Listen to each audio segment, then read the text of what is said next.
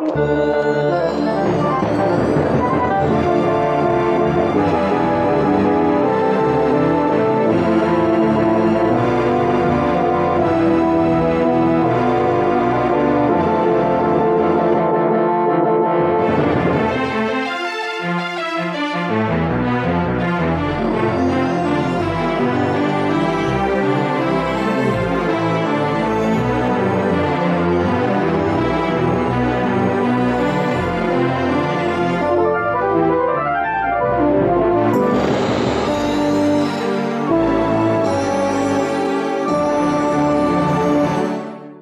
Dean. I'm the dad. I'm Laura. I'm the mom. And I'm Krysta. I'm the daughter. And together we are Family Plot. Very nice. Very nice. That works well. Let's see. Let's get the housekeeping out of the way really quickly. First of all, there's our Patreon, which you have one more week. 1 day. One day. One day. 1 day. You need to go to Patreon. Sign up for the $3 level. And one of our $3 Patreon subscribers will get an invitation to come and record a guest spot with us for an upcoming Family Plot show. And we'll be announcing that winner on Friday. Yes. We're going to do an additional short announcement, the three of us, to announce the winner and give that invitation. Yep. That's what we're doing. We'll just put it out on the Facebook group and you'll put it in Twitter, right? Yeah. Yep. Okay. If you cannot do a monthly donation, which is what Twitter is or Patreon is, and our levels are very low, $3 and $1. That's it.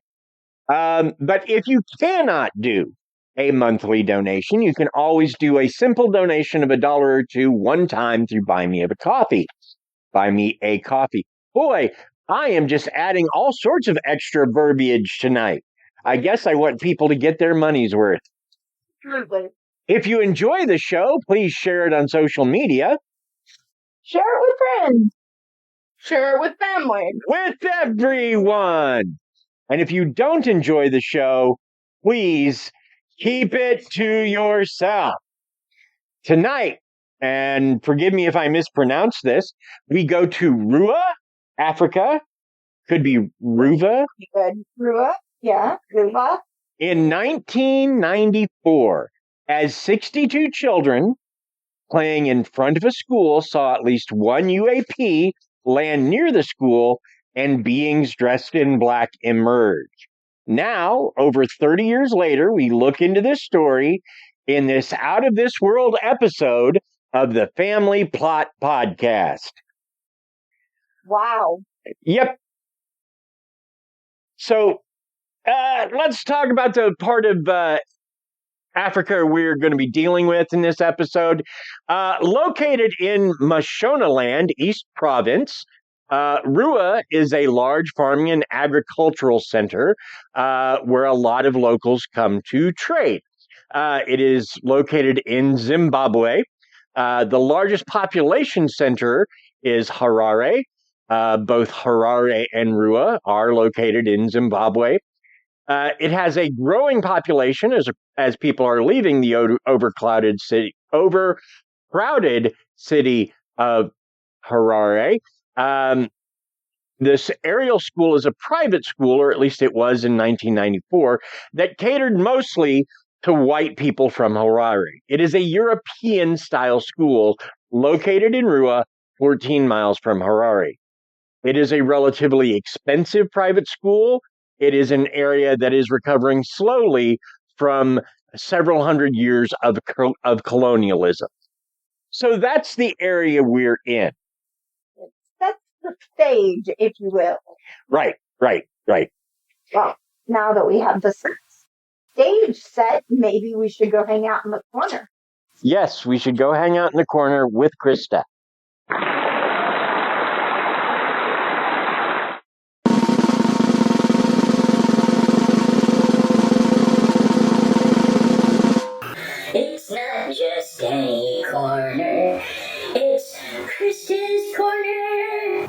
amazing segue and everything, and it still took him a while to get our claps in there. Because here's the thing, I don't know why, but the claps hasn't been turning up on our sound from here, so I've had to add it. So in my head, it's just something I add now. Chris does not feel like that is a worthy excuse for not hitting the button anyway. That's what I'm getting from the Yabber. motion she's Yap. currently making. So, No, I clapped again. I hit clap. Obviously, Dean does not go around slapping Chris. Let's just be very clear about that. But we do have have sound slap effects buttons. on the mix board. Okay, before we start talking about what I wanted to talk about today, how are we doing? I'm a little tired. I can't seem to get enough oomph under myself to get going properly. I've been having some I have been working on my emotional intelligence and my emotional well-being. And I'm probably wearing your dad down a little bit with that because he is being amazingly supportive. It's different. It's probably different. Yes, because I'm so not supportive usually. No. That's not what she said. What I'm saying. Oh, you and your yabber. Listen. I was teasing. You don't need to get defensive when I'm giving you props, and any other mom or female who is in a long-term relationship gets, but that is me giving you props. I said you were being supportive. I was being playful. My emotional well-being, which is a big boon to give to your guy. So trust me, babe, I was giving you your due.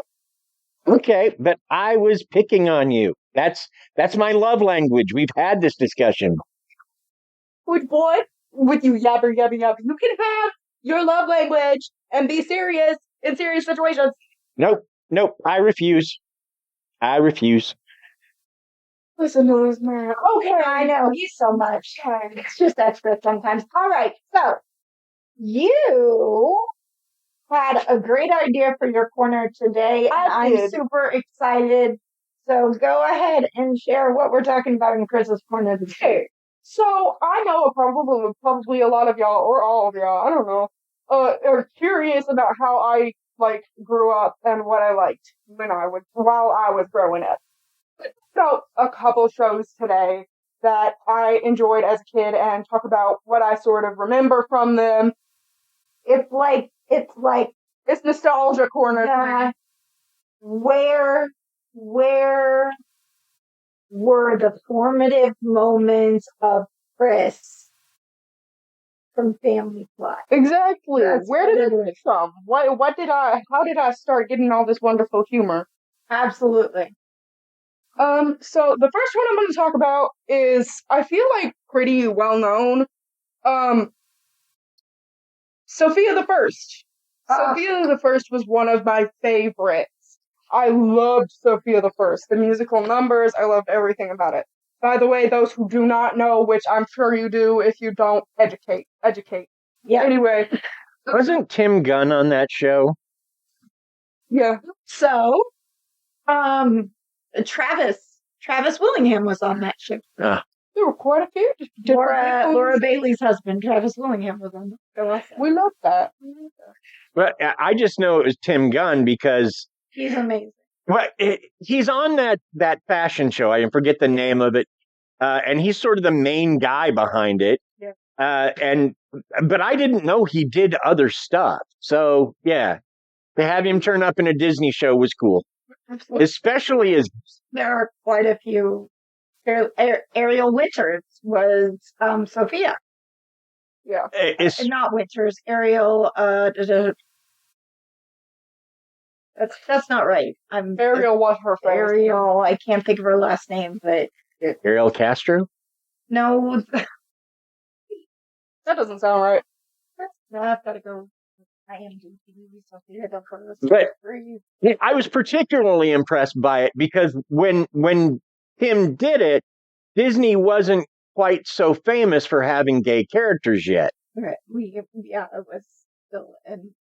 Okay, so Ariel Winter.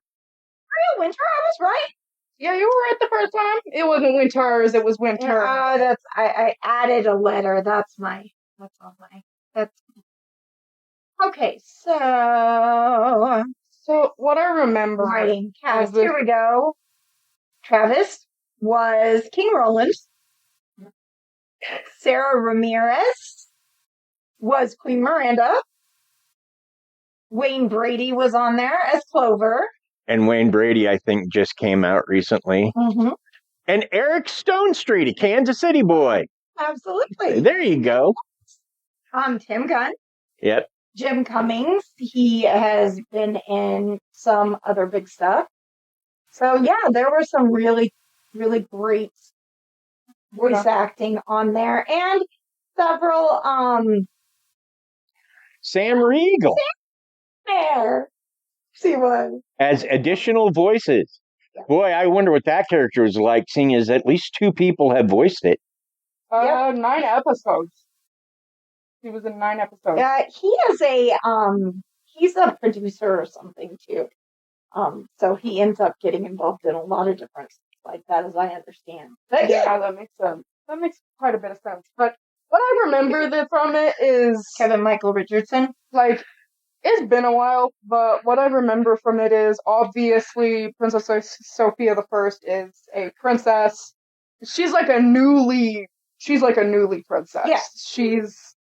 She's new to the whole princess thing, and so she was raised as a simple peasant girl with a single mom, and it was just her and her mom, and they were hard workers and stuff. And then she suddenly has to know how to behave as a princess and a little girl all at the same time. Her life just totally. It's very much a Cinderella story. It flipped around. It does that. So it's pretty much like King Ralph, just gender bent and shrunk. Yeah, absolutely. Yeah, I guess.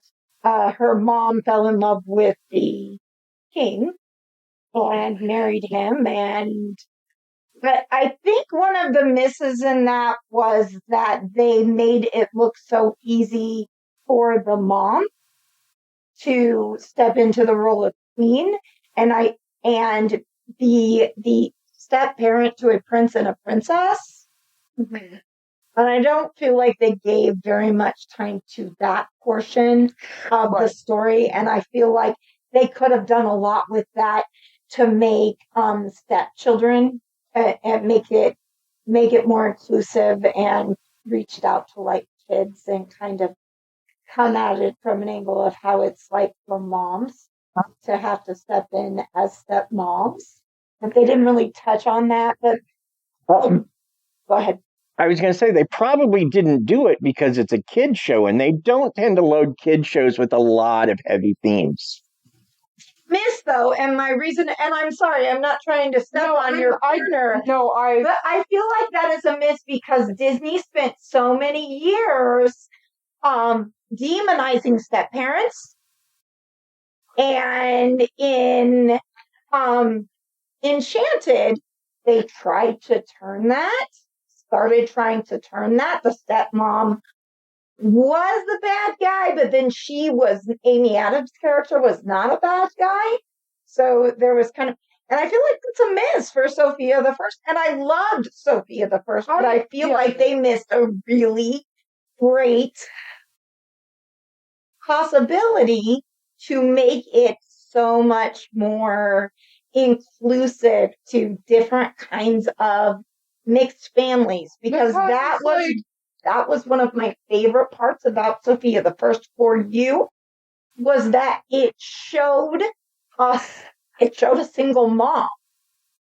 And so many of kids shows don't do that. So many kids shows are just like, oh yeah, every parent every parent has this going on in their life, and that's not true at all. So I feel like with what mom's saying, I can hear where she's coming from, and I understand that some audience wouldn't want their kids watching something like that because of, like, that's not happening with their life. They don't want their kids to, like, be like, oh, should every family be like this? Instead, no, it's just like.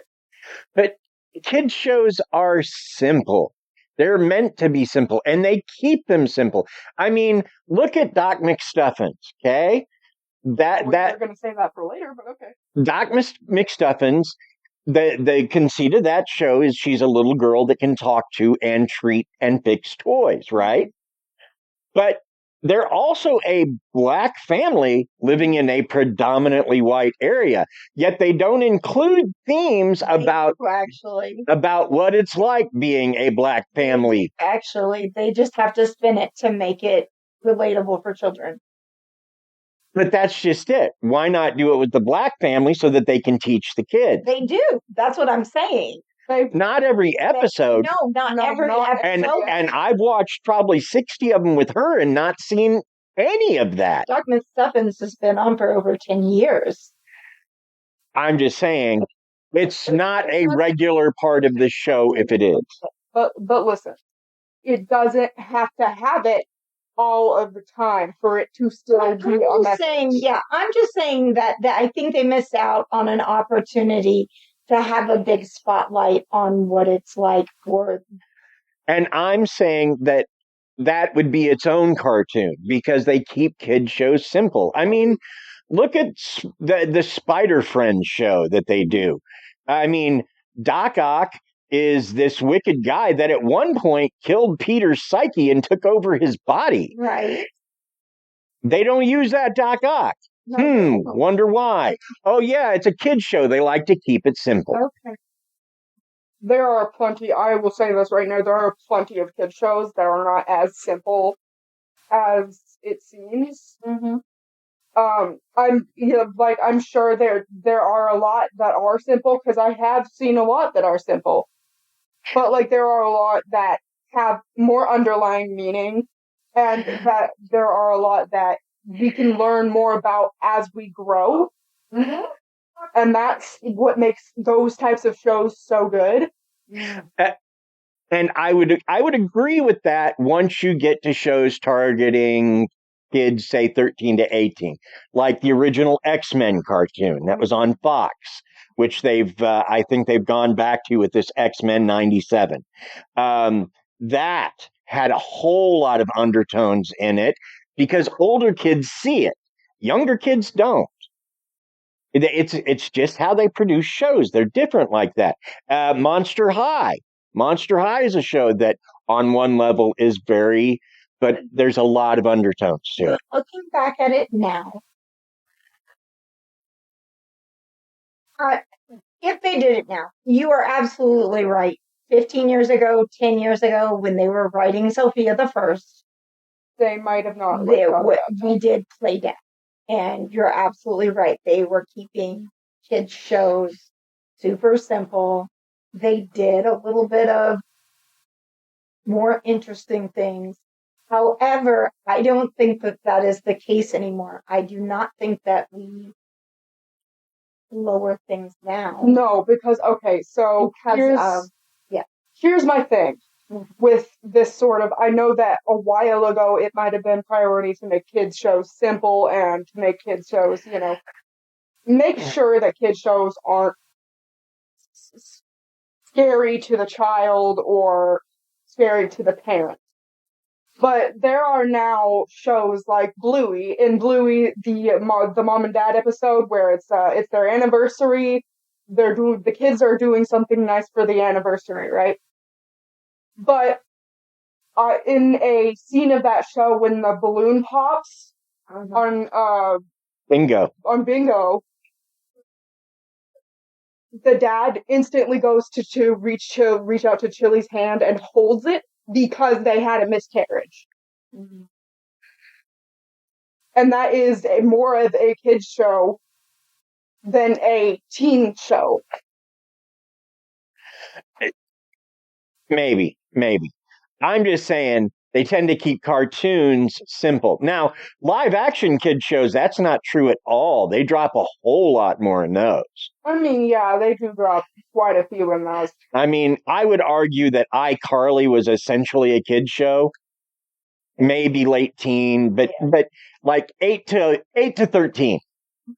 And you could watch it and just enjoy it as the show, but there was always a deeper tale being told, and it did address more serious issues. It's always kind of been like a teenage, kind of Saved by the Bell, focused on things like eating disorders, drug use, Yeah, I used to have to wait for after school movies. Yep, absolutely. Because I didn't have shows like that. We got the after school movies with 20-year-old Scott Baio playing a teenager. Yeah, I remember that too. No, I didn't support the person who made iCarly or any of those. Like Dan Schneider, nope, was not a good Okay, well, here. But You're like right. I understand the whole there were undertones to those shows because I did watch Sam and Cat, which there were multiple undertones. Here's to the that. thing, though. We are looking at those, and I'm hearing you, and I know where you're coming from on that. But we are looking at those things from our eyes now, and the world was not the same place then. That it is now. Yeah, I'm aware. And I don't like Dan Schneider. Make it okay. He's an a-hole. He's certainly sexist. And he didn't run the cleanest shop in the world, but that's where I'm done with him. Now there's other people I saw in that doc that I downright hate, but he's just not someone that I can watch again and go, oh, he's a good guy. Weigh the positive things that were also included in those shows. Because that was my childhood. There were positives in there too. Bad people can have good morals, and I'm not saying that they can't. But okay, H.P. Lovecraft was a racist jerk. As a person, he was almost unlikable if you look at it from that angle. However, I like his work quite a bit. And while I hate to bring her name up because she's passed, Kate once said, and I very much like this, if somebody is no longer making money on it, then that's fine. Throw your money at it. That means it Lovecraft's dead. His family is dead, and the ones that survived, guess what? They're not racists. They've moved on. So I don't mind spending my money on Lovecraft stuff. Sense, which is fine, and it's totally but it's understandable. Yeah. But with somebody who's still alive, like Dan Schneider and his family, I do not like anybody who supports him or supports the actions he did. Right. And that's the other thing is like, who's that? Oh God, that, J.K. Rowling. J.K. Rowling. I hate J.K. Rowling. I will not spend a penny on her. That Hogwarts Legacy game looks amazing to me because it's the kind of game I enjoy playing, right? Open world, lots of missions, but I don't want her to get any money. So guess who will not be buying that game unless I can buy a used copy? That makes sense, yeah. J.K. Rowling is not the best person whatsoever, and there are multiple creators that I do not support whatsoever. But,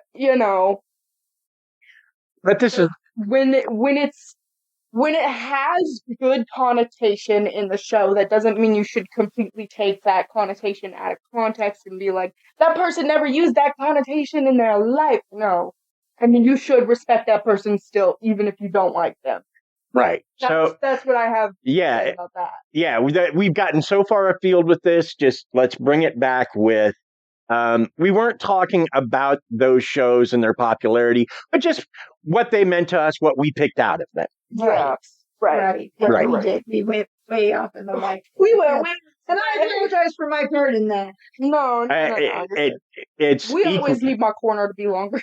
It's my fault as well because you get me talking on subjects I'm passionate about, and I will yammer. I'm the same way. I'm the same way. I probably got it from you too. Probably. So Sofia the First, like that show. Where were we going after Sofia, or did you have more to say about it? More to say. Okay. I was doing like a basic overview, and then we got distracted. It's okay. It's okay. Do that for all of them, but like, it's okay. I just wanted to get us back to where we were. I understand. Okay. So basically, Sofia the First was about a new princess who, obviously had all the stuff going on in her life. She was becoming a new princess. She didn't really have much to begin with. So she wasn't a spoiled brat like the other kids. Now, on the other hand, we have the kids and their father, who the mother of Sofia falls in love with. Sofia meets her new sister, and she wants to be friends with her. But she is, she's aware that her sister is, sort of making fun of her and doesn't like her all that much at first. Mm-hmm. But basically the story is them trying to build their trust up and her learning, so her learning how to be a princess, but also her trying to connect with her other family members. And that's basically the whole run out of, basically the main summary of that show. Because she has a couple adventures here and there, connecting with other family members and friends, that are near her and her siblings. But besides that's what I can remember at least.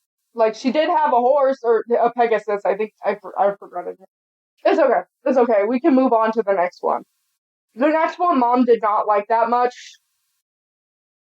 So I didn't watch it as much, but when we were over with an old friend, when we were living there, I used to watch it a lot. I used to watch a ton of SpongeBob. Yeah. Which is highly known, so I'm not going to talk too much of it. But I will say that your Uncle Dan still watches to this day. He loves that show.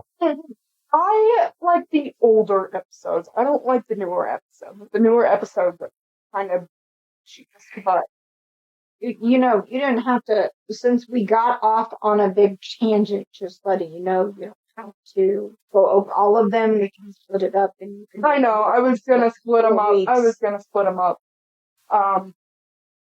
Well, let's do one more. And I wasn't trying to, I was two more. Okay, awesome. So basically, we know about that already. We're going to move on to the next one. Daniel Tiger.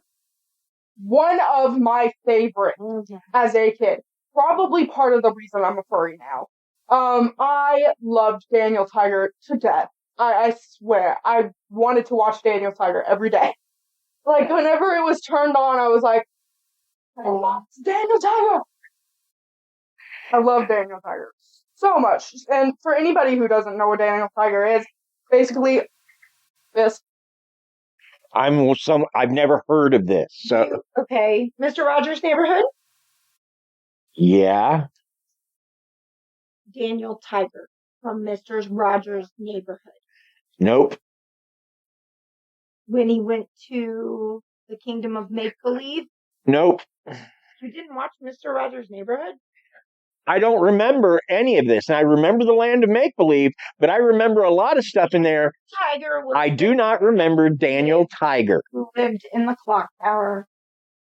Daniel Tiger was basically an anthropomorphic tiger who showed you what it's like to live in a neighborhood with a bunch of other animals, and he went on a bunch of different adventures with his family. But that show is a spin-off from Mr. Rogers. Yeah, Mr. Rogers' Neighborhood, yeah. And well, that's cool. I approve of that, but I never saw it. It is a recast. Daniel Tiger's Neighborhood. This? Nope, doesn't look familiar at all to me.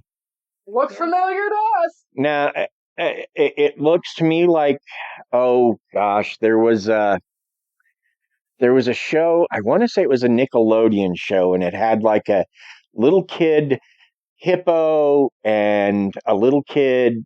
Oh my God, there's like four of them, and every show was just a presentation almost. It had music. It had who what. I don't know. I think I know what you're talking about, but I couldn't give you the name. Like when Blue was a kid, it would have been. There are so many kids shows out there. Yeah. Things. But I can't remember exactly who it was. But there was a lot of diversity in that show. Like there were humans, there were anthropomorphic animals. Jesus. There were like multiple different skin colors that talk about a lot of underlying stuff. And it was like a really good show. And that might be part of the reason why I'm so like strong on my morals, is because a lot of the things that I watched as a kid turned into morals for me. Mm-hmm. There were a lot of things that maybe kids at my age didn't really watch. Mm-hmm. So when I had like talked about, the things that I watched and the things that I liked, other kids were just like, I've never heard of that before, or that's weird, because I watched the stuff that I wanted to watch, and the other kids just got television show thrown on. Like, here you go. Boom, that's it. That's all. That's what you're getting. And I'm just like, you had a different life. I had a different life than that. I was able to watch what I wanted to, and I was able to, find myself out through. I'm glad that is how you remember it. Me too. I mean, we did have struggles growing up. Yes, we did. We absolutely but I did. like that that is how you choose to remember it. Remembering it any other way would just make me more sad. So I try not to do that. Good. And then the fourth one that I have today is a show called Super Y. Now, I love Super Y. I think Super Y might still be on. I am pretty sure. I'm 99% sure. I am 99% sure that I saw an episode sure. not that long ago when we were at in Virginia. I thought so. Definitely thought so. Yeah, I was going to say Super Y is one of those that's been around for a minute. So, yeah. Super Y is amazing. I loved Super Y. I mean, it's not as good as the Magic School Bus. I wasn't just do a whole Magic show on PBS awesomeness. Sometime maybe we will. Maybe we will, because Fred Rogers actually went and talked to Congress, and that's. I mean, it says 2000. All it says is 2007. I'm guessing that's when it was started. Yep. And there were all kinds of things that he helped set up, and all kinds of things that kind of went along with why PBS is the way it is. So Yep. It might be a show topic one day. Might be. If people are interested in it. So exactly. If that sounds like a good show topic, let us know. Yeah. Although I've got to say, and I didn't cover this up top, I was going to cover it at the end. Our last episode got more listens in 3 days than any episode we've ever done. That is awesome. Keep it up. So amazing. Thank you so much. I wish I could find other ghost murder stories. People seem to like them. People in the door. How do you kill a ghost? Oh. It wasn't actually a ghost. Okay. Okay. I... Checks out. It checks. Yeah, the first episode date for Super Y was September 3rd, 2007. It started even before I was born. Yeah, but the ones that I've been talking about usually... Yeah, no, I got you. I just haven't been too far away from, today's date. Or, like, they haven't necessarily been before my birth month. But Super Y was basically about this group who were kind of in fairy tales. There was Princess P, Alpha Pig, Super Y. It was Little Red Riding Hood, I think. Yes. Yeah. Yeah, it was, they were all basically kids' characters recast as kind of superheroes. Yes. And then I can't remember the dog's name, but I know they had a dog. They were fairy tale character recast. As superheroes. Yeah, yeah. I loved it. Almost everything that I watched as a kid had quite a bit of diversity in it. Mm-hmm. Because we believe in a diverse, beautiful world full of beautiful, unique, individual people. Exactly. And we're going to keep standing up for that for everyone. For as long as we live. Yep. Yep. You absolutely will. Push forward and do everything that we can do to keep making this world as beautiful as we can. Which is why we're here with the fam. With the fam. I mean, I'm all over the place. I'm in so many fandoms, like a great part. So, is that your corner for now? That is my corner for now. We will have a part 2, though, next week, so tune in. Cool. There you go. Heck yeah. Now, I feel like I did such a good job that I'm going to read this next part. Absolutely. Thank you. Before the sighting at the school, people were reporting lights and strange craft in the sky. These reports came from Zimbabwe, Southern Africa, and Zambia? Yep. Okay. So UFOs were more common at this point. However, and this is important, none of the kids were familiar with UFOs or the recent reports. These reports spoke of the craft moving across the sky, and I want to stress this, not falling down. This should be kept in mind for later. And we also know the Russians lost a rocket or satellite that was coming down around this time. And these were reported separately from the UAP reports. UAP is unidentified aerial phenomena. UFO is the classic unidentified flying objects. They both refer to the same lights in the sky. Yeah. So before we go on and have you tell us about the kids at the Ariel School, why don't we take a moment for a word from another podcast? Oh, thank you. Yeah, I totally... Yes, a word from our podcast. I'm Maddie. And I'm Amber. And we're Witches Talking Tarot. And we're bringing you all things occult. Every Tuesday and Thursday, twice a week for your magical pleasure. Join us as we dive into aliens, cryptids, the Illuminati. Super in the natural. Because that's the kind of witches we are. So join these high energy witches twice a week. Come sit a spell and see why we'll be your favorites. Okay, so I'm interested, and you guys caught my attention, but they might maybe, send me a DM. Let's talk. Listen, you guys seem a little scatterbrained, and you know what? Handshake. Because, that's me, mom, and dad all the time. We're just always... I like it. I like your idea. Let's do it. Absolutely. Thank you, witches. And we're always interested in witch stuff. Yep. Mm-hmm. Yes, we are. All right, dear, you want to talk about... Absolutely. Thank you so much. So on September 16th, 1994, at 10 a.m., 62 students were out on a mid-morning break, which seems like it might be their morning recess. The children ranged in ages from 6 years old to 12 years old.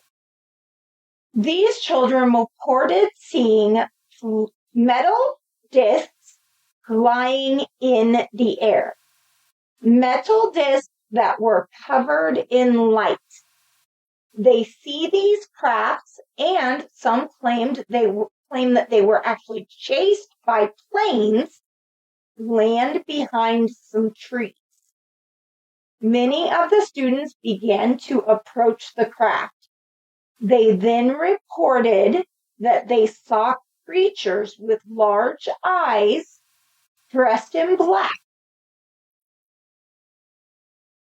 The children stated that they communicated with the children telepathically to warn them about upcoming environmental problems. The mental contact made many of the children cry. The individuals then returned to their ships and took off. Approaching the place where the ships initially had landed, they saw that the grass was flattened in a circular pattern. The whole incident reported to take about 15 minutes, and when the kids returned to inside the school, because most of the faculty had been in a meeting, many of the children told the teachers about the event, and they were initially dismissed. I don't know why the kids are so crazy coming back from recess. Billy says he saw a UFO. Weird, Randy says it too. Maybe we should compare notes. Nah. Yeah. They made it out that recent. But maybe we should take a minute for a word from our sponsor. Let's get sponsored.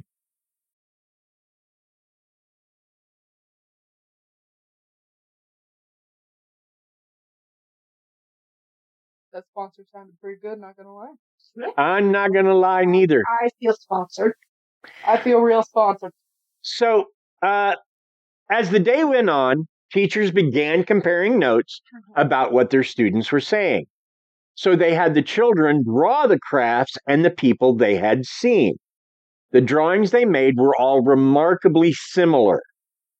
Multiple people came to investigate and examine the situation.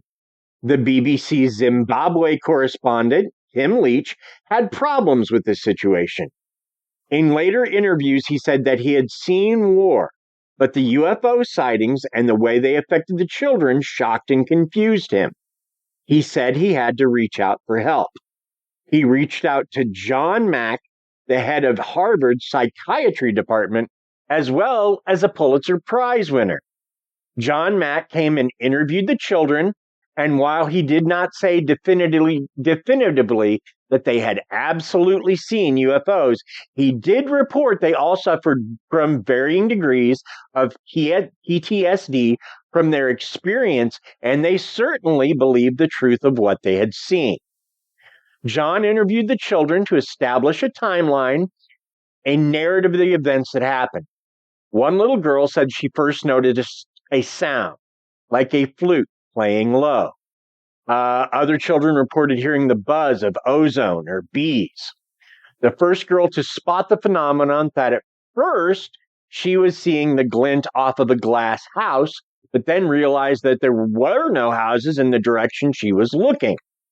The kids saw a craft land behind the trees. They ran to see it, which is when they saw two beings, both 4 feet tall, dressed all in black, and with large black eyes. One being stayed on the ship, the other ran out to meet the children. Multiple children reported that the creature spoke to them directly in their minds, warning of impending ecological disasters. Some kids reported the ship and the creatures appeared to be glitching. And when I say glitching, it's like you'd see this person run towards you, and then the next minute he's vanished, he's back where he started, and he starts running again. Like a replaying video. Right. Other kids reported that the creature that ran towards them ran and bounced like the astronauts on the moon. Others claimed that the creature ran towards them would vanish. That's the glitching. It would vanish and reappear back at its starting point and started its run all over again. When the kids described the telepathic contact, they spoke of looking in the creature's eyes and getting an understanding of what it wanted when they made eye contact. To these days, these same children who are now adults maintain the validity of their experience. They have spoken out about how adults told them they did not see these things, how it made them feel like they were crazy. But their stories have not changed from then until now. Wow. So let's get into what the skeptics say, because the skeptics have their own explanations. As with all UAP cases, skeptics offer a lot of explanations. One they offer is mass hysteria. Mass hysteria is a group of people suffering changed perceptions, experiences, behaviors, or symptoms based on an exposure to a specific event. John Mack has been accused of bad methodology.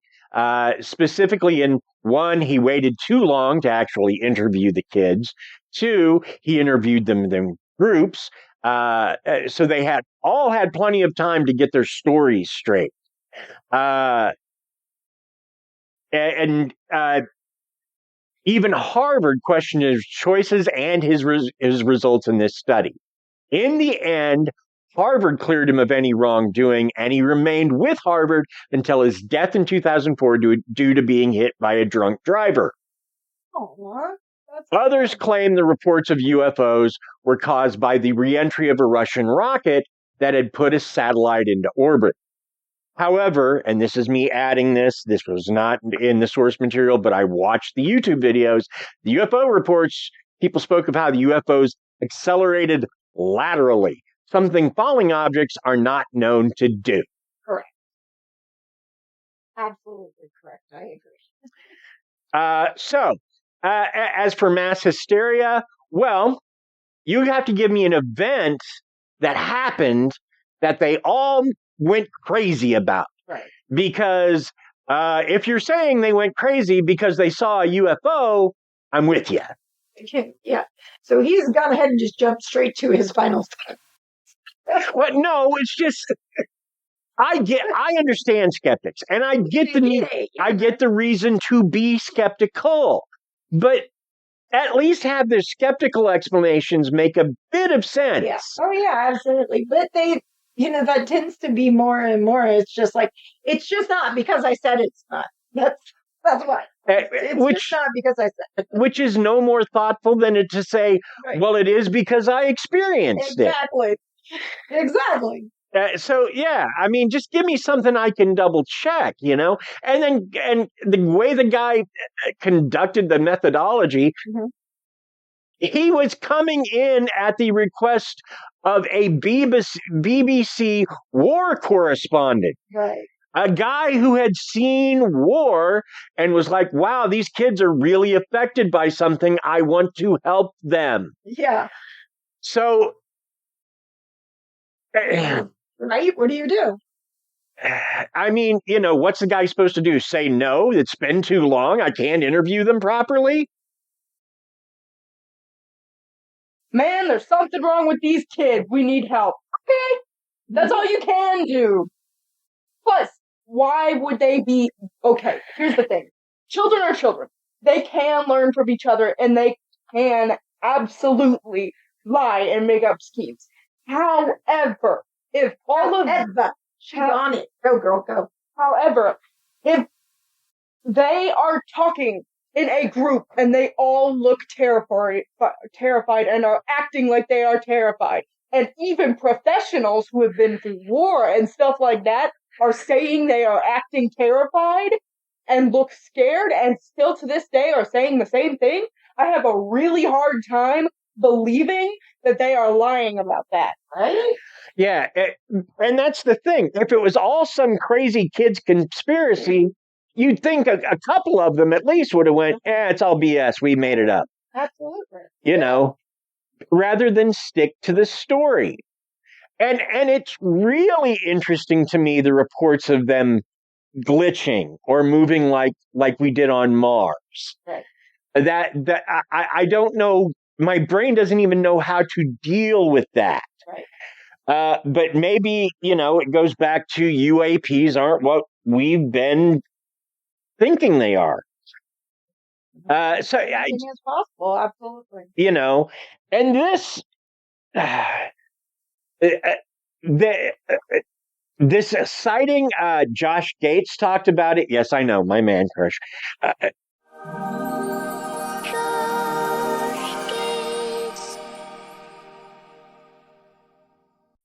He talked about it actually on an episode of Destination Truth back in his Sci-Fi Channel days. Yeah.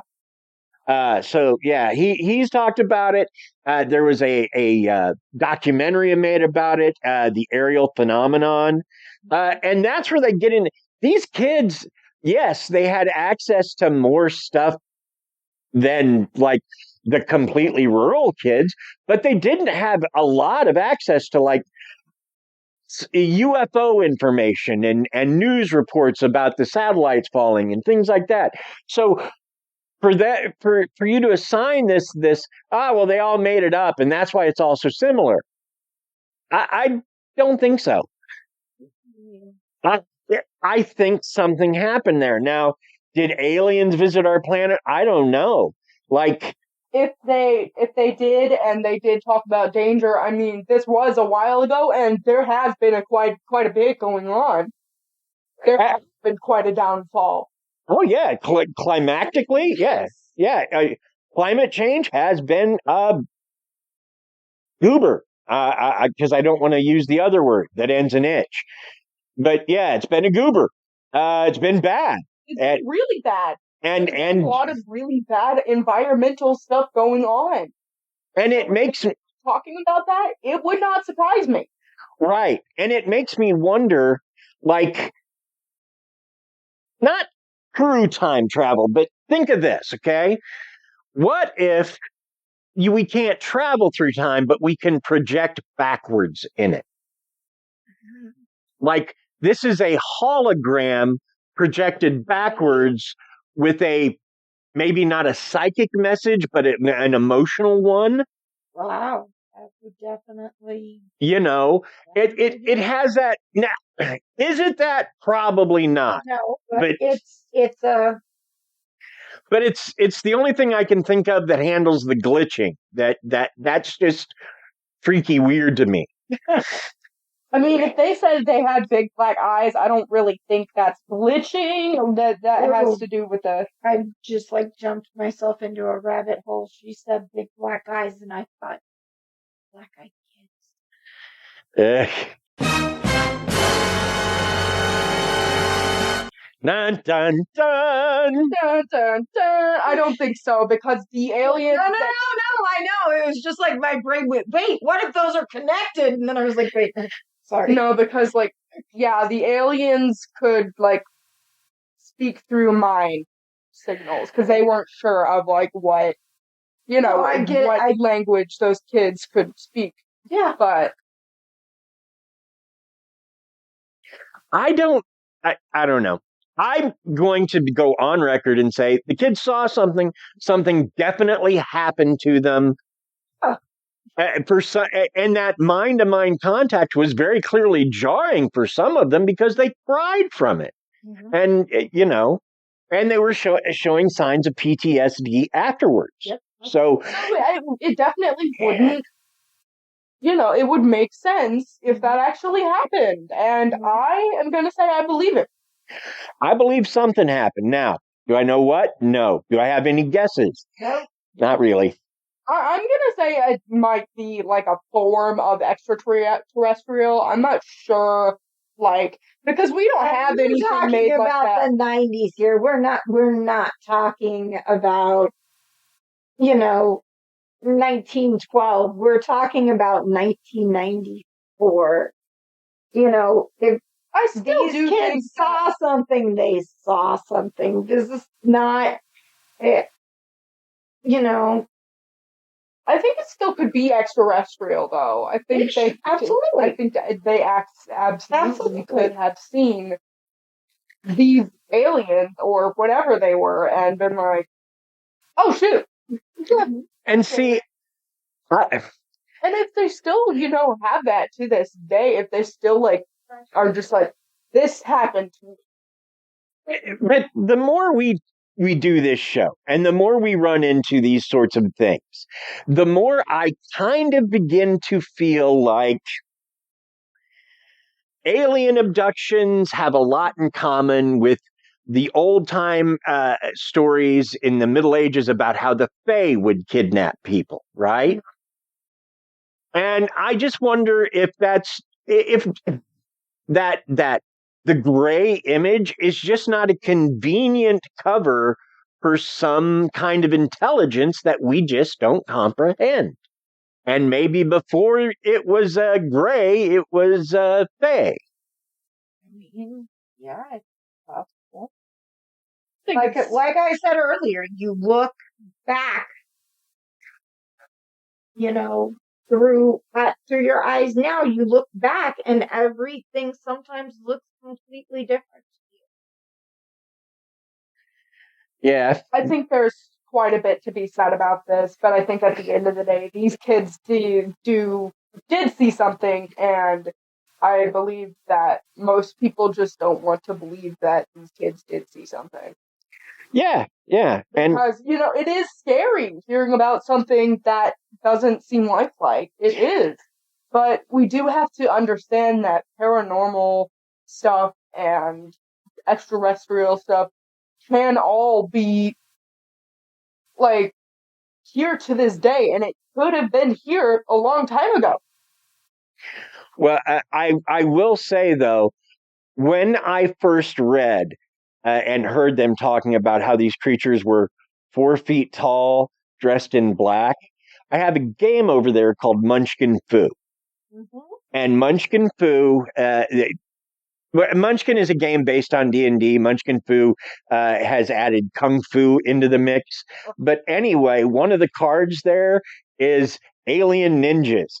And it's these big-eyed characters dressed all in black. And I'm just like, oh my God, the Alien Ninjas are real. That's funny. So, yeah. Any other thoughts you want to contribute, or we want to call it a shoe? Let's call it a show. I want to talk a little bit more. Oh, okay, good. Okay, so I understand other people not seeing it, but I definitely do think this was some form of extraterrestrial being. Seeing as we ourselves were not aware of what would happen, like, later in the years, coming by. We didn't know what was going to happen. We didn't know that things were going to go very bad climately or anything that had to do with Earth itself.